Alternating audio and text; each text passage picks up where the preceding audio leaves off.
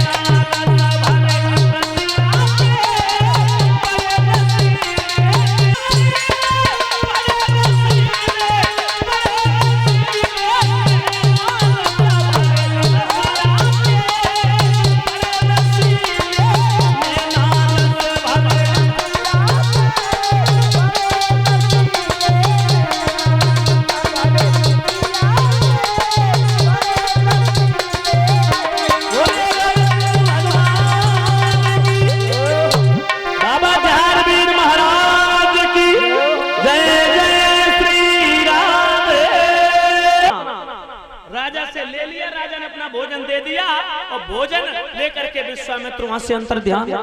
अगले दिन फिर राजा ने काम किया, सारा काम धाम करने के बाद में सत्तू बना के तैयार किए। अब जैसे ही खाने के लिए राजा तैयार होते हैं उसी समय विश्वामित्र अंधे बन के आ गए। बोले भैया आज इस अंधे को 8 रोज हो गए भोजन के दर्शन नहीं हुए। तो भगत जी राजा ने सोची हमें तो 7 ही रोज हुए, इन्हें 8 रोज हो गए। अपनी परसी हुई थाल ज्यों की त्यों विश्वामित्र जी को दे दी। अब विश्वामित्र ये सोच रहे हैं कि राजा कब तक भोजन अपना देता रहेगा, भूखा मर तो जाएगा नहीं, एक ना एक दिन मना कर देगा, और जब मना कर देगा तो धर्म खंडित हो जाएगा। अच्छा परीक्षित जी, विश्वामित्र को धन की थोड़ी आशा है, अरे वो तो महात्मा है, उन्हें क्या राजपाट से मतलब, वो तो केवल राजा से एक बार झूठ बुलवाना चाहते हैं कि साधु भूखो भावुको धन को भूखो नाय, जो धन को भूखो फिरे वो है साधु नाय। परीक्षित जी, संत महात्माओं को भला क्या धन की आवश्यकता, विश्वामित्र को क्या धन की जरूरत थी, केवल एक बहाना था। राजा तो ये सोच रहे, विश्वामित्र तो मन में ये सोच रहे कि राजा एक बार झूठ बोल दे, इसका धर्म खंडित हो जाएगा। ध्यान रखना माता। शिवम यादव जी जोशी ग्राम बंसियापुरा से 101 मुद्राएं देकर के इस बेटा ने व्यासपीठ को सम्मानित किया। भगवान शिवम को परम पिता परमात्मा दीर्घायु प्रदान करें, ये शिक्षा दीक्षा को प्राप्त करें, पढ़ लिख करके अपने माता पिता परिवारजनों का नाम रोशन करें, यही कामना करेंगे प्रभु से। माताओं, एक दो दिन नहीं, मेरे भगवत श्रोताओं ध्यान रखना, राजा को 26 रोज हो गए। कितने परीक्षित जी? 26 दिन भोजन नहीं प्राप्त हुआ। अब अंदाजा लगाओ आप लोग ही, 26 रोज हो गए, जब भोजन नहीं मिला तो क्या दशा हुई होगी। हमें आपको एक दो दिन भोजन न दिया जाए तो एक दिन तो कट जाएगा पानी पी के, दूसरा दिन कठिनाई में कटेगा, तीसरे दिन परीक्षित जी हाथ पैर टूट जाएंगे, चौथे दिन चारपाई पकड़ लोगे। राजा हरिश्चंद्र को 26 दिन हो गए, शरीर जर्जर हो गया, सूखे काठ की भांति। राजा के अंदर शक्ति नहीं, परीक्षित जी ताकत नहीं, जाकर के घड़ा तो भर लिया। अच्छा एक बात और साथ ही साथ में आपको बता दो परीक्षित जी, शास्त्री लोग कहते हैं कि राजा हरिश्चंद्र ने गंगा घाट पे पानी भरा। हाँ, परम सम्मानीय दादा केदार सिंह जी ध्यान देना, शास्त्री लोग कहते हैं कि राजा हरिश्चंद्र ने गंगा घाट पे पानी भरा, और जबकि मैंने पढ़ा है हरिश्चंद्र की कई पीढ़ी बाद भागीरथ पैदा हुए जो गंगा जी को लेके आए। फिर ये गंगा कौन सी थी जहां हरिश्चंद्र ने पानी भरा? तो मैं आपको बता दूं, ये असी नाम की गंगा थी, असी नाम की गंगा, मणिकर्ण का नाम का घाट, और वो घाट आज भी है। परीक्षित जी अगर सुबह से शाम तक उस मणिकर्ण का नाम के घाट पर कोई बैठा रहे तो ध्यान रखना महाराज, उस व्यक्ति को बैराग उत्पन्न हो जाएगा। आज भी सुबह से 500 से करीब 1000 मुर्दे रोजीना उस घाट पर जलते हैं। कितने? 500 से लेकर के 1000 मुर्दे तक। तो परीक्षित जी अब आप लोग सोच रही अश्विनी नाम की गंगा आई कहां से थी? वैसे स्कंद पुराण में परीक्षित जी 72,000 गंगाओं का उल्लेख है, 72,000 गंगाओं का। अब आप लोग सोच रहे होंगे ये गंगा कौन थी, कहां से आई थी? मैं आपको बता दूं अति संक्षेप में, जिस समय माता सती जी अपने पिता दक्ष के यहाँ जाती हैं और राजा दक्ष के यहाँ जब भगवान शिव जी का भाग नहीं देखा तो माता सती जी को बड़ा दुख हुआ। अपने पति के अपमान को लेकर के सती जी ने यज्ञ कुंड के पास में जाकर के अपने शरीर को योग अग्नि से जलाया। शास्त्री लोग कहते हैं कि सती जी अग्नि कुंड में कूद गईं, अग्नि कुंड में कूदी नहीं। तुलसीदास लिखते हैं कि अच कय योग अग्नि तन जारा और सवा मध्य भय हाहाकारा। योग अग्नि के द्वारा सती जी ने जब अपने शरीर को जला दिया तो देवताओं ने देखा सती जी के शव में तो बहुमूल तत्व है, तो सती जी के शव का मंथन किया तो इनके स्तनों को निचोड़ा, इनके स्तनों का मंथन किया तो दो धाराएं निकली, असी और पयोशनी। तो ये असी नाम की गंगा थी, मणिकर्णिका नाम का घाट था, जिस घाट पर राजा हरिश्चंद्र ने पानी भरा। परीक्षित जी पानी तो भर लेते हैं, घड़ा भर लिया, लेकिन शरीर में इतनी शक्ति ताकत नहीं जो घड़ा उठा करके सर पे रख लेती।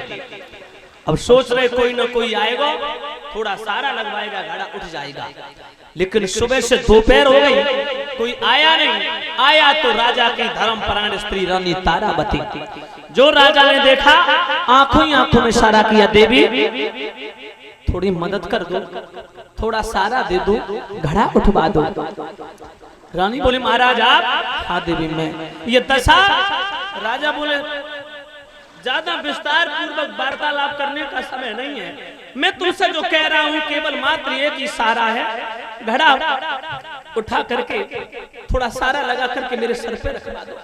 रानी बोली महाराज ना ना, घड़ा उठाना तो दूर रहा, घड़ा छूना भी मेरे लिए पाप है। जिस दिन से हम आप बिक गए, न आप राजा रहे न मैं रानी, एक धर्म की सीमा रेखा खिंची हुई है महाराज। अगर मैंने तुम्हारे घड़ा से हाथ लगा दिया तो धर्म की हानि होगी, कहानी बिगड़ जाएगी, धर्म खंडित हो जाएगा, धर्म की सीमा रेखा को लांघ के पार नहीं करूंगी। ध्यान रखना। उसी समय रानी बोली एक अकल बता सकती, लेकिन घड़ा उठवा नहीं सकती। राजा बोले तो अकल ही बता दो। तो रानी बोली सुनो महाराज,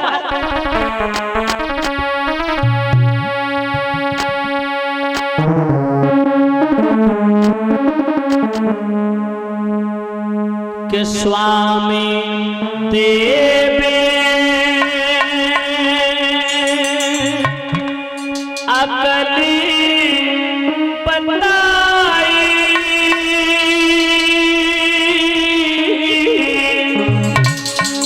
और जल में धसल उठाई, पिया देवे अकली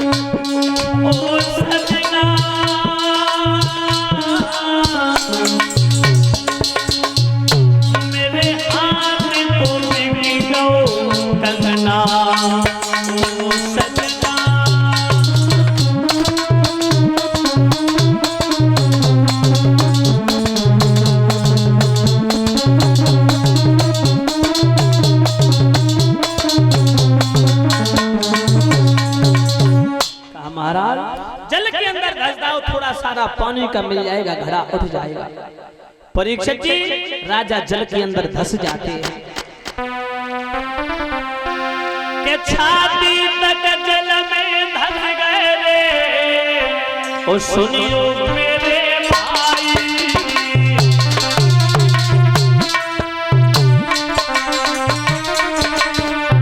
छाती भी थक राजा ने घड़ा सदियों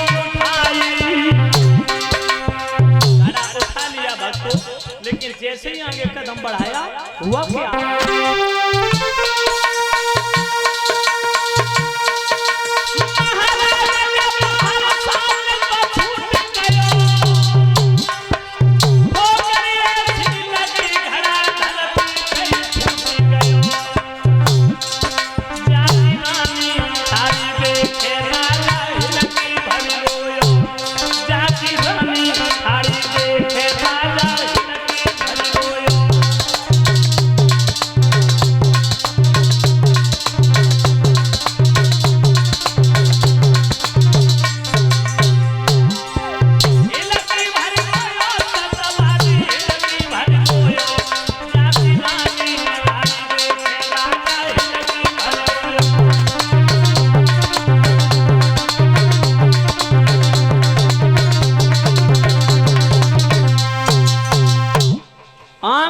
बढ़ते ही बढ़ते परीक्षित जी राजा ने घड़ा जल में धस के उठा लिया, जो सर पे रखा, आगे कदम बढ़ाया। भगवत श्रोताओं, उसी समय पैर फिसल गया, राजा के पटक लगी, घड़ा जमीन पर गिर गया। गिरते गिरते घड़ा टूट गया। जो कालू मेहतर ने देखा प्रश्न किया, क्यों रे हरिया? महाराज घड़ा कहाँ है? महाराज महाराज घड़ा फूट गया। महाराज महाराज घड़ा धोखे से महाराज फूट गया। महाराज कैसे फूट गया? महाराज घड़ा मैंने भर करके महाराज कदम जो कदम चला महाराज, पैर में ठोकर लगी, जमीन पर गिर पड़ा, घड़ा फूट गया। एक एक शेर शत्रु खा जाता है।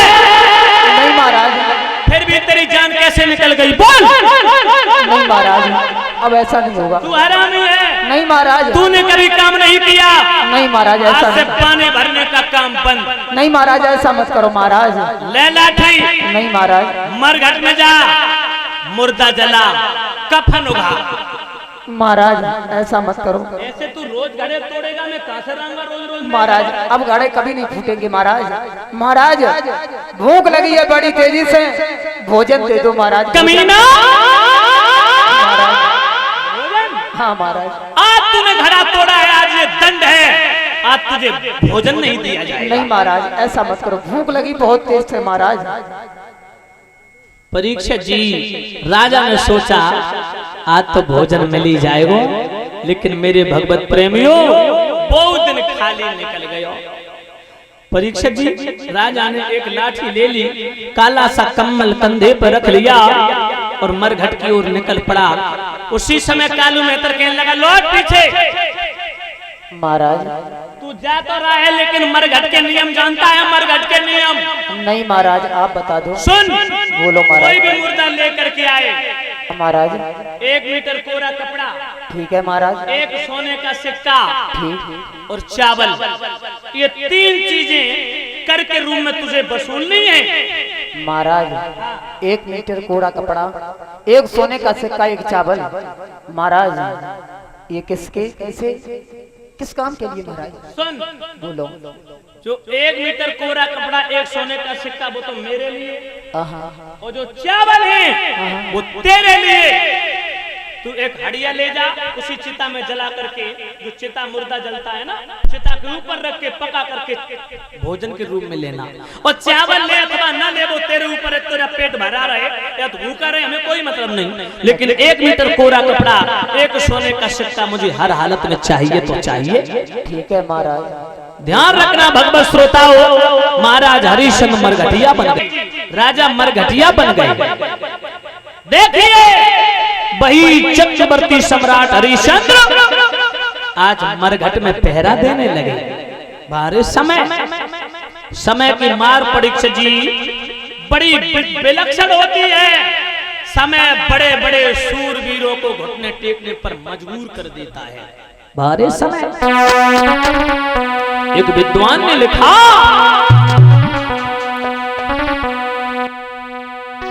सदा दिन एक से किसी के न गुजरते देखे, इंसान दुनिया में चलते उतरते देखे।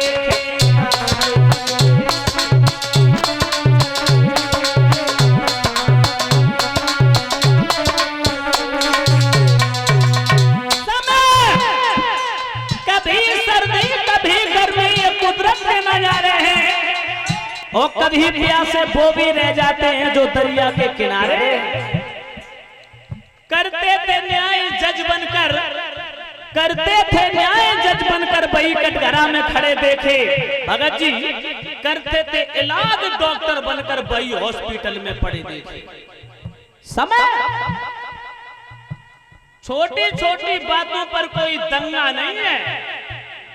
परीक्षित जी छोटी छोटी बातों पर कोई दंगा नहीं है। हर पानी से भरी हुई नदी गंगा नहीं है।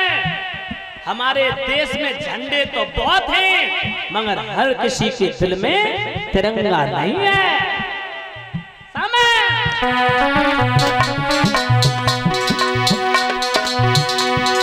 किया था जिन लोगों ने, लाखों का लेना लेना, लाखों का लेना लेना।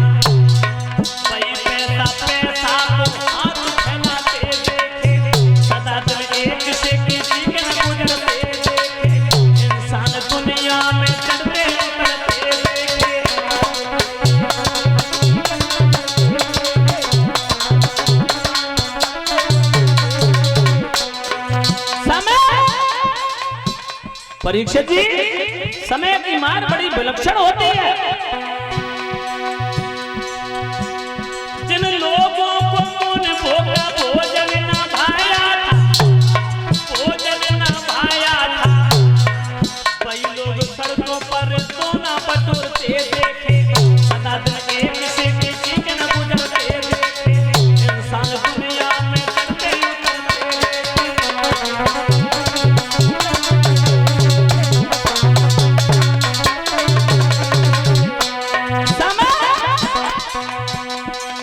एक दिन रावण ने दसौ दिशा जीत ली, एक दिन दसौ शीश पड़े रहे रन में। वो भी समय था रावण का जो देवता उसकी आज्ञा का पालन किया करते थे। पवन देव झाड़ू लगाया करते थे, वे माता चकिया पीसा करती थी, वरुण देवता पानी भर के लाते थे। परीक्षित जी, रावण चलता था तो पखेरु छाया कर लिया करते थे। वही रावण जिसकी थी सोने की लंका, जिसका दसों दिशाओं में बजता था डंका, वही रावण।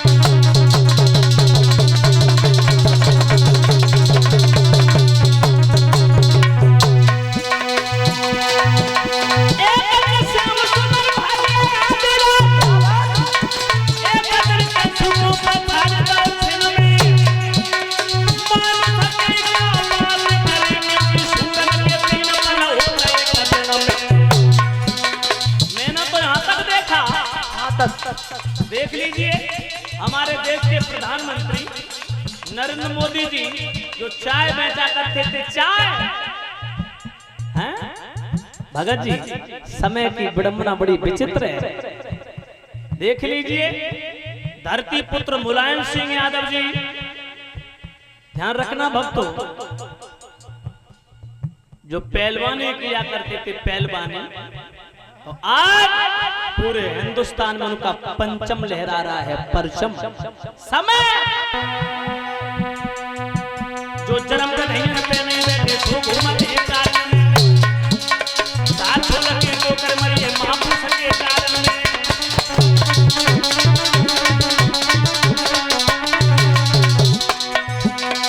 बलिहारी बलिहारी समय की बलिहारी, राजा देख रहे समय की बलिहारी।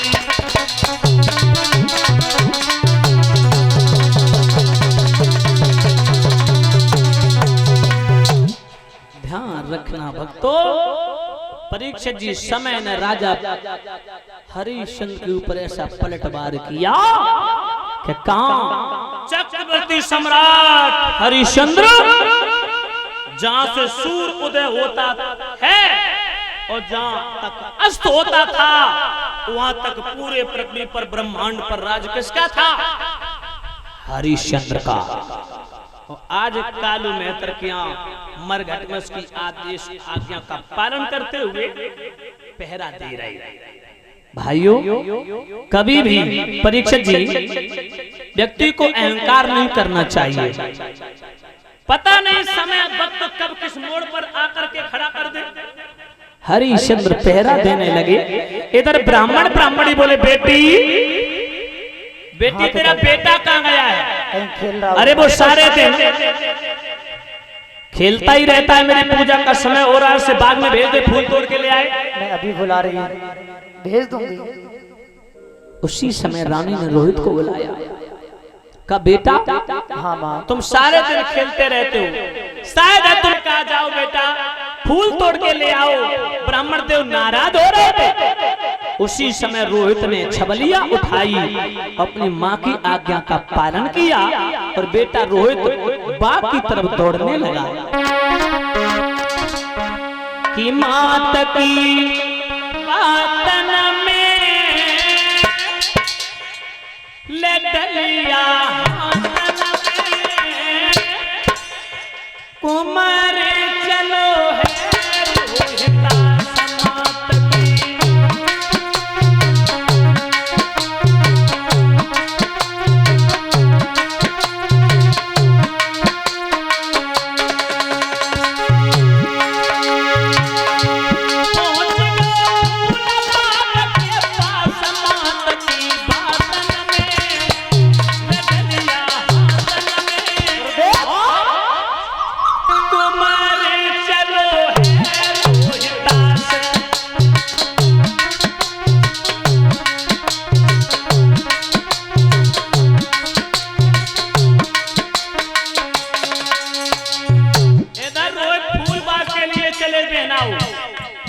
ध्यान रखना, इधर विश्वामित्र बोले चलो रोहित, परीक्षित जी ध्यान देना, विश्वामित्र चलो रोहित मैं भी आ रहा हूँ और तुम्हें नांग बन के दस लूंगा, तुम्हारी मां मरघट में लेके जाएगी, हरिश्चंद्र कर कफन नहीं लेगा तो उसका धर्म खंडित हो जाएगा। उसी समय विश्वामित्र एक बड़े से फूल में जाकर के काले सरप बन के नाग बन के छुप गए। जैसे बेटा पहुंचा है पुष्प वाटिका में, जहाँ सुंदर सुंदर फूल खिले, चंपा, चमेली, कदली, गुलाब, सूरजमुखी, गेंदा, सुंदर सुंदर फूल खिले, पपिया, कोयल, मोर, खग वृंद मधुर मधुर गीत गा रहे हैं।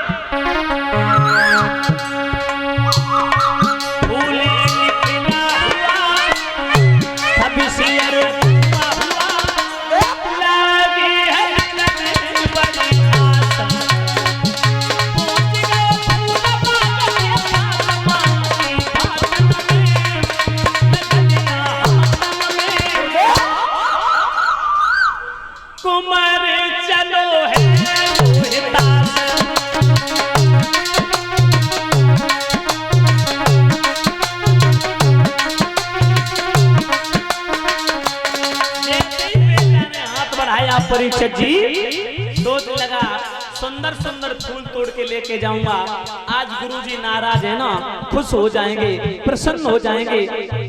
आज नाराज है ना, फूल को देख करके नाराजगी दूर हो जाएगी। एक बड़ा सा फूल देखा परीक्षित जी, बेटा रोहित ने हाथ बढ़ाया,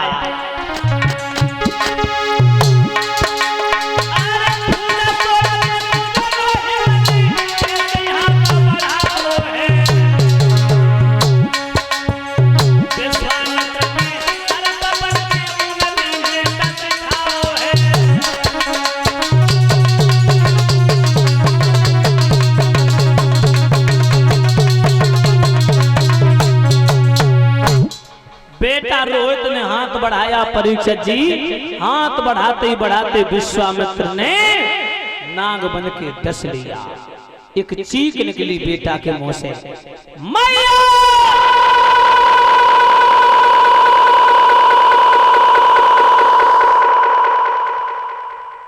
और परीक्षित जी रोहित पछाड़ खा के गिर पड़ा। ध्यान रखना मेरी माताओं बहनों भाई बंधुओं, बेटा छटपटाने लगा, विश्वामित्र वहां से भागे और जाकर के काशी में पहुंचे, आवाज लगाने लगे कि सुनो सुनो काशी के लोगों, एक पुत्र बाग में आया है, मैया बबुला का पता नहीं, उसी विषयर ने डस खाया है। काशी के लोगों, किसी का बड़ा सुंदर बच्चा फूल तोड़ने के लिए बाग में गया था, उसे किसी सर्प ने डस लिया, जाकर के देख लो अन्यथा वो बच्चा मर जाएगा। माताओं, आज जैसे ही खबर पड़ी मैया के कानों में, माताओं लोई छूट गई, यहाँ से भोजन बना रही थी। ब्राह्मण के पास में पहुंची, कहने लगी पिताजी मेरा बेटा फूल तोड़ने के लिए बाग में गया था, सो किसी नांग ने डस लिया, आज्ञा दे दो, मैं जाना चाहती हूँ। ब्राह्मण कहने लगे जा पहले भोजन बना, उसके बाद तू जा सकती है। मैया लौट आई, भोजन बनाते जा रही है माताओं, जल्दी जल्दी भोजन तैयार कियो। फिर ब्राह्मण के पास में आई, बोली पिताजी अब तो आपका सच बात तो ये है, भोजन भी तैयार है, अब मेरा बेटा मर गया होगा, मुझे आज्ञा दे दो। ब्राह्मण कहने लगा लौट पीछे जा, पहले भगवान का भोग लगा, उसके बाद तो जा सकती है। ध्यान रखना श्रोता, माता और आप जब पेती जाओ तो ध्यान रखो। हाँ घबराइयो मती के हाय पता नहीं हमारे पास तक आए पाओ तब तक खत्म ना हो जाए, बहुत टारगेट पूरे 2 ड्रम भरे रखे, ध्यान रखना। माता बहनों भाई बंधु परीक्षित जी, मैया भोग की थाली परोसती जा रही है, भोग लगाती जा रही हैं, भोग की थाली में भोग की सामग्री को एकत्रित करती जा रही हैं, आंखों से आंसू बह रहे, बार बार आंखों की आंसुओं को पोंछती जा रही है। क्यों पोंछ रही भगत जी, कि कहीं ऐसा ना हो जाए आंखों के आंसू भोग की थाली में टपक जाए, भोजन अशुद्ध हो जाएगा। अच्छा एक बात और ध्यान रखना, माताएं बहनों के लिए घर गृहस्थी में कौन सी जगह पवित्र होती है, इधर ध्यान दो, कौन सी जगह घर गृहस्थी में पवित्र होती है माताओं बहनों के लिए, बोलो है? रसोई, जिसे देहाती भाषा में बोलते हैं चूल्हो चौका, और अंग्रेजी में हम बताओ गुरु जी, हाँ चिकन बोलते, चिकन और क्या बोल, मैया मेरी रोबे मती, मेरो बदन अब कसिया, जब फूल में बिसियर हतो, मोको तो जननी दसियो। माँ इसी बड़े से फूल में एक काला सा नाग छुपा था, उसने मेरी उंगली में काट लिया, मेरे सारे बदन में जहर फैल चुका। माँ मुझे कुछ दिखाई नहीं दे रहा, माँ आंखों से अंधकार छा गया, माँ मेरी जबान टूट रही, माँ।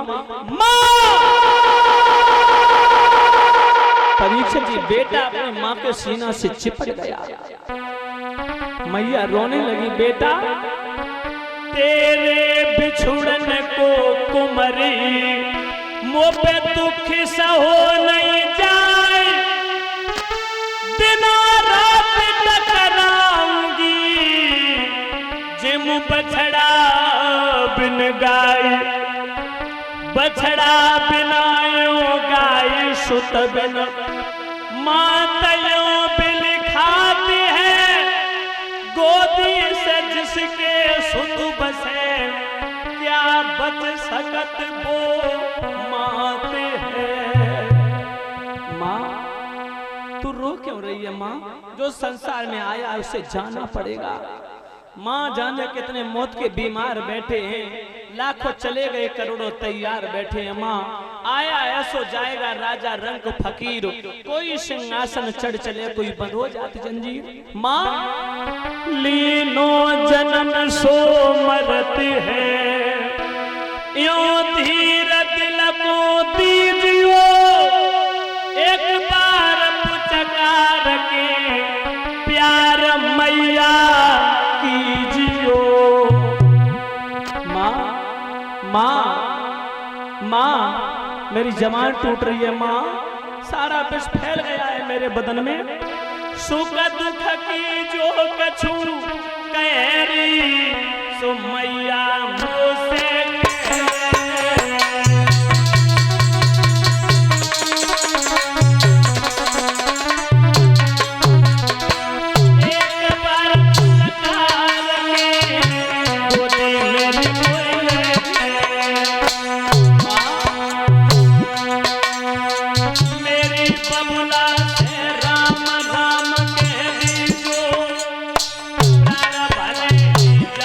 धर्म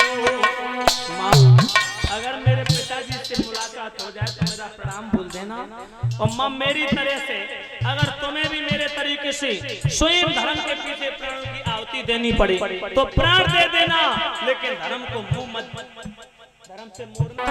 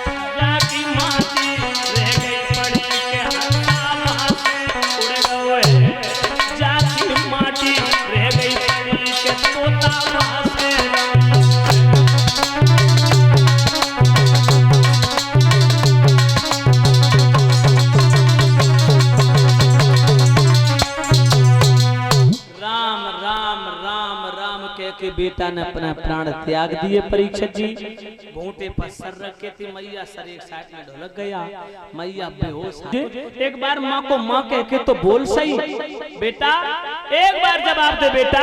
रोहित अपनी माँ से बोल तो सही बेटा।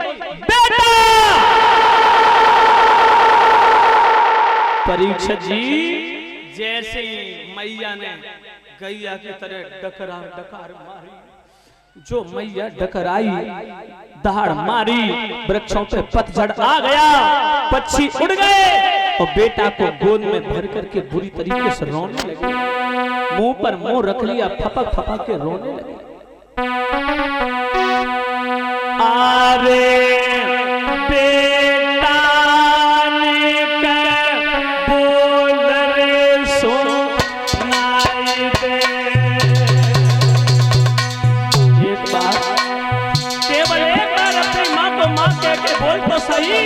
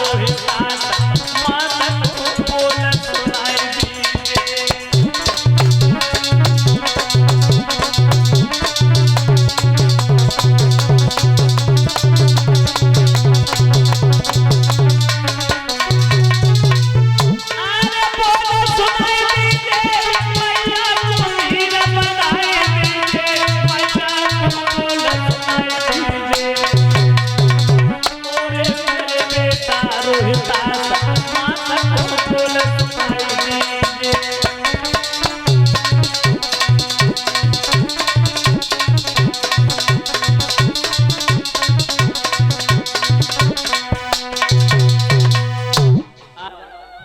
बुरी तरीके से बाग में रो रही है, बिलख रही है। तब तक एक मालिन आ गई। मालिन बोली, बहना तेरे बेटा को नांग ने काटो, इसकी मिट्टी खराब हो जाएगी, इसकी लेस खराब हो जाएगी, इसीलिए ले जा, अंतिम संस्कार का प्रबंध करा दे जा करके। उसी समय भगवत श्रोताओं, आज मैया ने आधी साड़ी बेटा के ऊपर डाली, बेटा को गोद में उठा लिया। भादों का महीना है भक्तों, हाथों हाथ नहीं दिखाई दे रहा, सियार चिल्ला रहे हैं, कुत्ते भौंक रहे हैं। वो डरावना दृश्य हर किसी के दिल को झकझोर के रख देता है।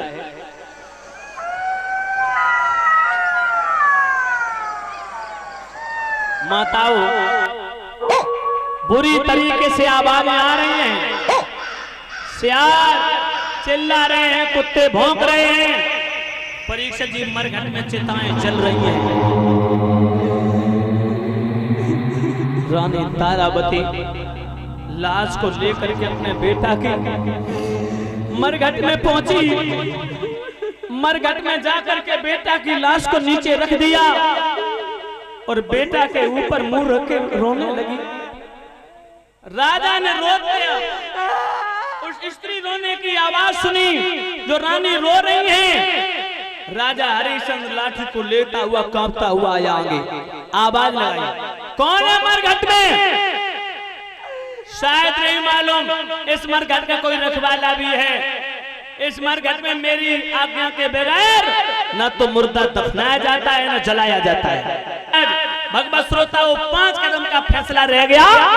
राजा बोले, कौन है तू? मैया बोली, एक दुखिया। क्यों आया? बच्चे की लाश को लेकर के। राजा बोले, तुम लाश को लेकर के आई, लेकिन तेरे साथ में कोई आया नहीं, तू क्यों आई? तेरे परिवार के लोग कहां मर गए थे? रानी बोली, कोई नहीं रहा, सब मर गए। एक ही मैया के हृदय में ऐसा गम समा गया माताओं, और जिसका इकलौता बेटा गया हो, जवान बेटा गया हो, उस माँ को कुछ दिखाई नहीं देगा, अंधी हो गई मैया। राजा बोले, सब मर गए, तू है कौन? एक दुखिया। राजा कहने लगे, इस मरघट का नियम जानती है तू? क्या नियम है? बोले, कोई भी मुर्दा लेके आता है, 1 मीटर कोरा कपड़ा, 1 सोने का सिक्का, चावल, ये 3 चीजें चाहिए। रानी बोली, महारानी मेरे पास तो कुछ नहीं है, खाली बेटा की लाश के सवाए। राजा कहने लगे, तू झूठ बोल रही है, तेरे गले में मंगलसूत्र ऐसे चमक रहा जैसे चंद्रमा दमकता हो। उसी समय भक्तों, रानी समझ गई कि ये मंगलसूत्र मेरे गुरु वशिष्ठ ऋषि ने मुझे दिया था विवाह के उपलक्ष्य में मंडप के नीचे, और ये मंगलसूत्र मेरे पति के अतिरिक्त कोई दूसरा व्यक्ति देख नहीं सकता, ये मेरे गुरु का वचन था। मगर इस मरघट ने कैसे देख लिया? अभी पहचान नहीं पाया रानी ने राजा को, न राजा ने रानी को। अभी तो अपरिचित रूप में वार्तालाप चल रहा है। माताओं, उसी समय रानी सोचने लगी, कहीं ये मेरे पति तो नहीं? रानी बोली, महाराज आप कौन है? सारी हकीकत बताई। का महाराज ये तैयार हो गए। बोले, हे विधाता, ये क्या कर रहा हूं? आज धर्म के पीछे मुझे अपनी स्त्री का वध करना पड़ेगा, तो भी करूंगा, भले ही मुझे स्त्री वध का पाप लग जाए। माता बहनों, धर्म के पीछे ध्यान रखना देवियों। राजा अपनी पत्नी का वध करने के लिए तैयार हो गए। होता क्या है?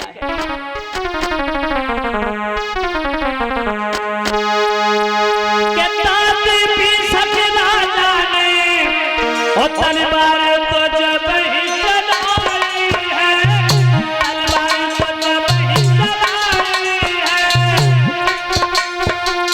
धड़ धड़ बादलियों गरज उठा, नीचे पे झुके रहना है।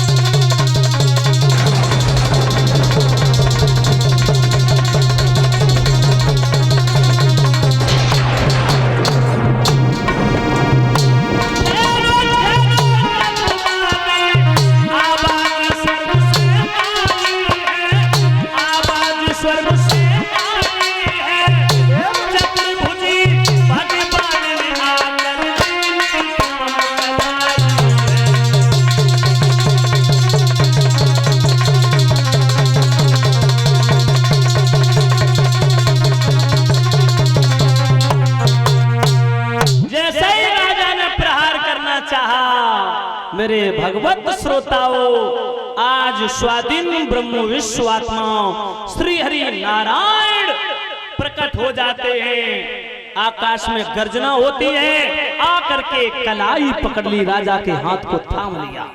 बोले ठहर जाओ सत्यवादी, ठहर जाओ। प्रभु आप? हाँ। राजा ने भगवान को प्रणाम किया, तलवार नीचे डाल दी। उसी समय विश्वामित्र वशिष्ठ ऋषि आ गए। परीक्षित जी, वशिष्ठ का सिर गुमान से ऊंचा है और विश्वामित्र का सर झुका हुआ है लज्जा के कारण। और जब शिष्य परीक्षा में पास होता है, अच्छा मुकाम हासिल करता है, अपनी कीर्ति को फैलाता है, अपने यश को बढ़ाता है, तो हर गुरु को अपने शिष्य पर नाज होता है। विश्वामित्र की गर्दन झुकी, वशिष्ठ का सर स्वामान से ऊंचा, पीठ को थपथपा करके कहा, धन्य है मेरे शिष्य, तूने कठिन परीक्षा दे करके अपने गुरु के स्वामान को बरकरार रखा। मैं धन्य हो गया तेरे जैसे शिष्य को पा करके, मेरा जीवन धन्य हो गया। विश्वामित्र बोले क्षमा करना प्रभु। बोले आप तो वही महात्मा है ना जो हमारा राजपाट लिया था? बोले हाँ। विश्वामित्र बोले राजन मैं तुम्हारी परीक्षा करने के लिए आया था, तुम्हारे गुरु से शर्त लगी थी कि मैं तुम्हें धर्म से खंडित कर दूंगा, लेकिन तुम्हारे गुरु का कहना था हमारे जैसा शिष्य दानवीर धनवान स्वयं धर्म परायण, वो पावन पवित्र विचारों का कि कभी धर्म से खंडित नहीं होने वाला। तो राजन, जो तुम्हारे गुरु से मैंने प्रशंसा सुनी थी, उससे कई गुना ज्यादा देखने को मैंने स्वयं अपनी आंखों से देखा। सच बात तो ये है राजन, आप वरदान मांग लो। आप परीक्षा में पास हो गए, मैं तुम्हें वरदान दे रहा हूं। राजा बोले ठहर जाइए प्रभु, वरदान बाद में दो, पहले हम तुम दोनों प्राणियों को मार डालो, मेरी पत्नी मुझे मार डालो। बोले क्यों?